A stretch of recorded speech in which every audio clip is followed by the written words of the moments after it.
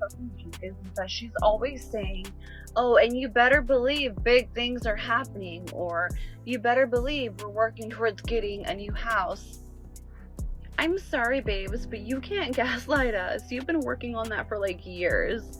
I'm so over you saying, like, oh, don't worry, big things are happening, big things are coming.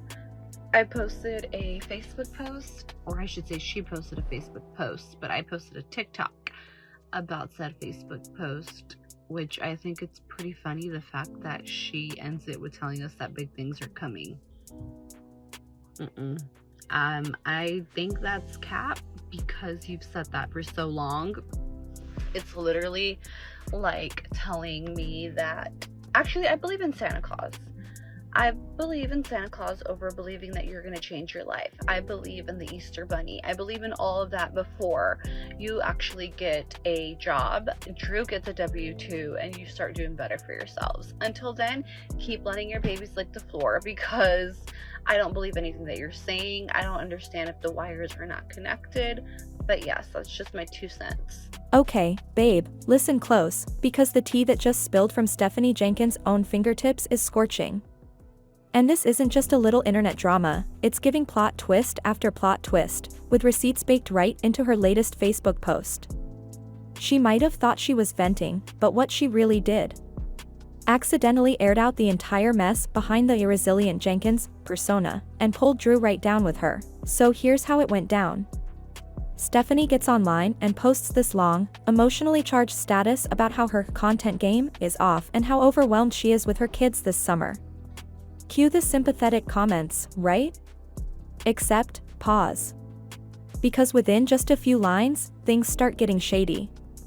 She says she wasn't ready for the preteen attitudes and claims her mental health is tanking. But instead of taking a breath and owning her part, she drops a subtle blame shift. It's her kids' behavior that's ruining her focus. Like, wait, they're the reason she can't post on time? Let's rewind for a second. These kids she's talking about? They're not waking up in a peaceful home with a backyard and breakfast on the table. They're cramped in a single motel room with 6 other people. No walls, no quiet, no stability. That's not just uncomfortable, it's chaos. And any emotional outbursts they're having? That's called surviving in a pressure cooker. So blaming them for her burnout?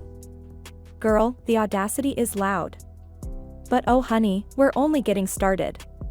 Because then Stephanie hits us with what might be the biggest plot twist of the post. She's a gentle parent now. Yep. Out of nowhere, she says she's realized she has a more gentle parenting style than she thought, and that her kids take full advantage of it.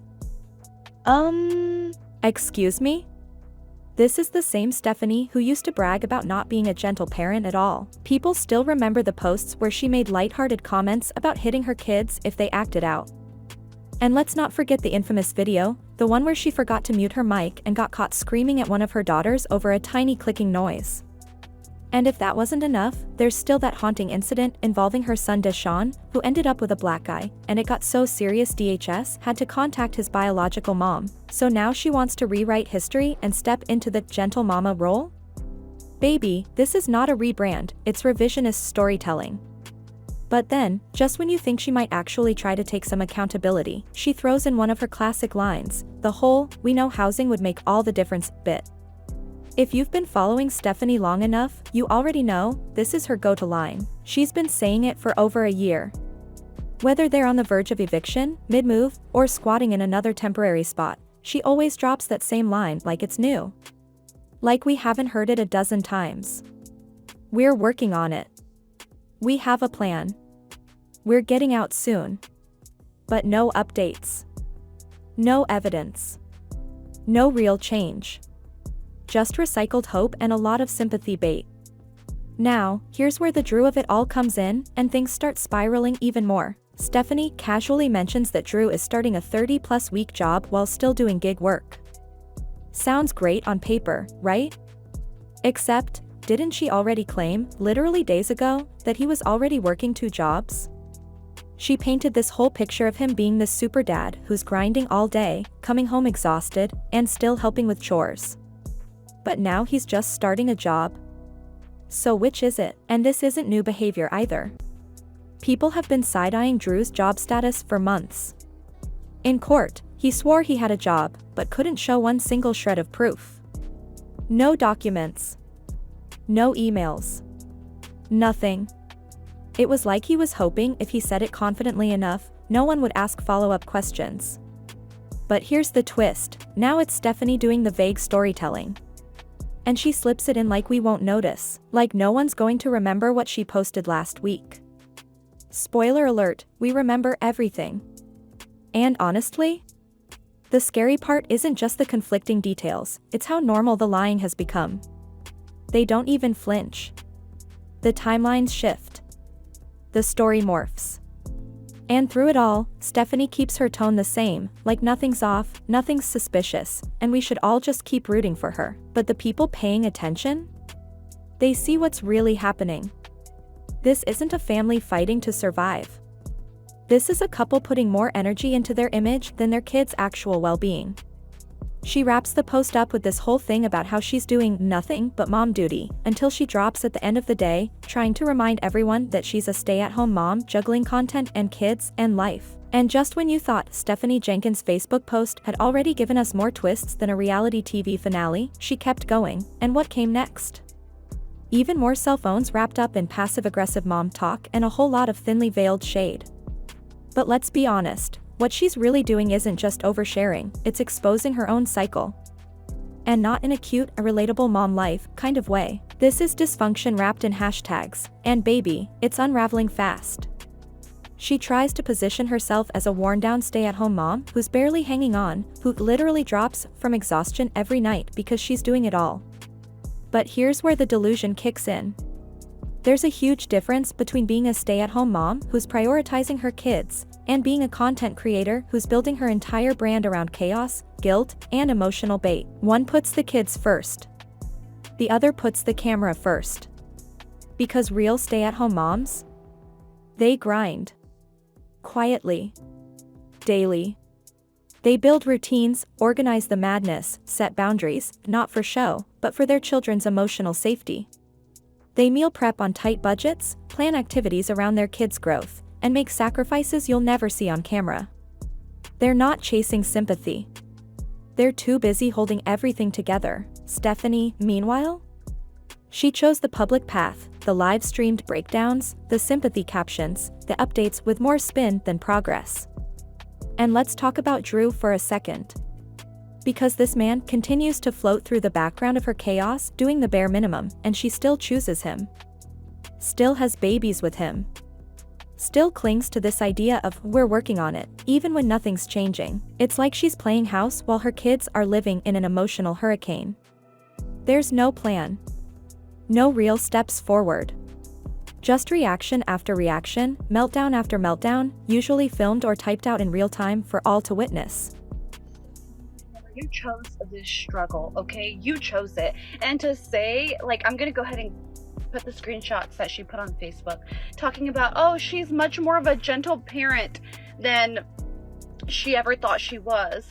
Excuse me, you literally said that you would lay your hands on your kids and you're not the gentle type of parent. You seem to have amnesia, but you contradict yourself on the daily. Then you're saying that Drew has a part-time. Before this video you said that, but then you're saying now that he just got a job that's going to require him to work 30 hours. Please make it make sense. You are consistently lying. And then you're saying how you can't even wipe your bootay without a child or needing to help your children. First of all, are you letting your kids have the autonomy to do their own things and be mindful of what they're supposed to do? Or are you a helicopter parent like you said here? Because you can't be both. Like, it's not my fault. You're over here venting on Facebook wanting us to feel bad for you. You went and you are the reason why you're in this situation. Nobody else. And that's where the line really starts to blur, because Stephanie hasn't built a life. She's built a spectacle. And now, instead of reflecting on the instability and trying to fix it, she wants applause. Applause for surviving the mess she keeps choosing. Applause for being tired when she refuses to change a single thing. But being exhausted from poor decisions doesn't make you strong. It makes you stuck. And the more she romanticizes her struggle, the less likely she is to get out of it. She posts about staying up all night editing content and collapsing into sleep after a long day of a mom duty, but the truth hiding behind all of that? She's using her exhaustion as a shield, a way to avoid the deeper truth, that there are solutions, but she's not willing to do the uncomfortable work they require. Instead, she records the chaos. She monetizes it. She filters it and feeds it to her followers as resilience, while her kids are stuck in an environment that never improves.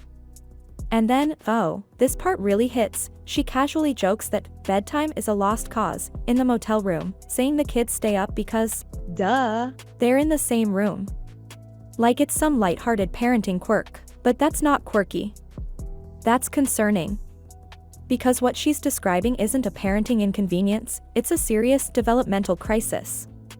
Those kids aren't just staying up for fun. Their brains are overloaded, overstimulated, and operating on pure survival. They don't have a place to calm down. No silence, no boundaries, no wind-down routine. Just lights, sounds, chaos, and parents who treat that environment like it's normal. Their sleep is being disrupted not because they're disobedient, but because their bodies don't feel safe enough to rest. And Stephanie? She treats it like a funny side effect of cramped living, instead of the red flag it is. These aren't kids rebelling. These are kids responding to non-stop noise, unpredictable schedules, and a total lack of security. And let's not forget the loud music and bright screens that Stephanie and Drew reportedly keep on late into the night. That's not ambience. That's sensory warfare on developing minds. Sleep isn't a luxury. It's a need. It affects everything: emotions, learning, development.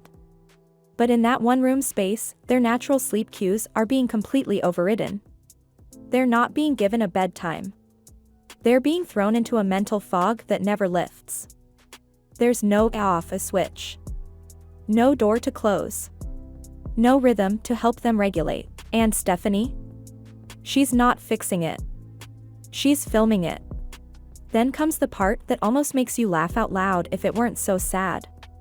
She complains about how all these mama content creators somehow manage to post every day, wondering what they're doing with their kids while they work. Sis. That line right there? It says everything. Because the issue isn't that other moms have some secret hack. It's that Stephanie doesn't have a plan. She's not managing her time. She's not creating a structure that supports both her content and her children. She's just winging it, and it shows. Those other moms she's side-eyeing? They're not magicians. They're strategic. They wake up early. They batch content. They film during nap times or school hours. They lean on their partners, their parents, their trusted friends. They set up play spaces. They enforce bedtimes. They build systems. And their kids? They're thriving in environments that are quiet when they need to be, stimulating when they should be, and consistent all the time. Meanwhile, Stephanie's kids are stuck in one tiny space with no break, no schedule, no privacy, and she wonders why they're glued to her side 24/7. They're not clingy. They're anxious. They're overstimulated and undersupported, and they have nowhere else to turn. So when she says she doesn't get how other moms do it, maybe the better question is, why hasn't she even tried? Stephanie drops the final line in her Facebook post, "You better believe Drew and I are doing everything we can to get into housing ASAP." But come on now, how many times have we heard this exact line before? It's like the final act in every single one of her digital monologues. Another promise, another vague assurance, another half-hearted attempt to convince everyone she's got it under control. But at this point, it's all starting to sound like a broken record on loop. Because here's the thing, people want to believe her. They want to root for her. But she's said this so many times that it's hard not to feel like the sympathy is being manipulated. The same line's been thrown out across teary-eyed TikToks, heated Facebook Lives, and comment replies for over a year now. We're trying. We're doing everything we can. But where's the proof? Where's the application paperwork? The emails? The receipts? All we've seen are new rants, new narratives, and the same chaos repackaged for engagement. Meanwhile, her kids are still stuck. Still in the same unstable room. Still waiting for promises to mean something. They don't need paragraphs of motivation or videos of mom venting into the camera. They need a door. A routine. A stable place to rest their heads without being overstimulated by late-night music, flashing screens, or another drawn-out meltdown being filmed instead of solved. If Stephanie had channeled even half the energy she uses writing these never-ending status updates into actually searching for housing programs, applying for emergency rent support, or organizing a fundraising plan with clear goals and accountability, things might be different by now. But instead, she's worn herself out trying to keep up the illusion. She's investing more into looking like she's trying than actually trying. And what's even more unsettling is the pattern. Stephanie consistently finds time to stay on top of trends, edit videos, react to criticism in real time, and engage in public debates, but somehow, that same effort never translates into long-term steps for her kids' future. The internet always sees her typing. But when do they see her building? When do they see her making progress that isn't for the sake of optics? Because that's what it all comes down to, appearance over action. The content always comes first. And in that content, she wants to be seen as the strong, tired, misunderstood mom heroically pushing through. But what's really happening? She's choosing engagement over evolution. She wants the likes, the sympathy, the narrative, just not the uncomfortable accountability that comes with changing the reality behind the scenes. And no matter how many times she blames burnout or exhaustion, it doesn't erase the fact that this struggle is self-inflicted.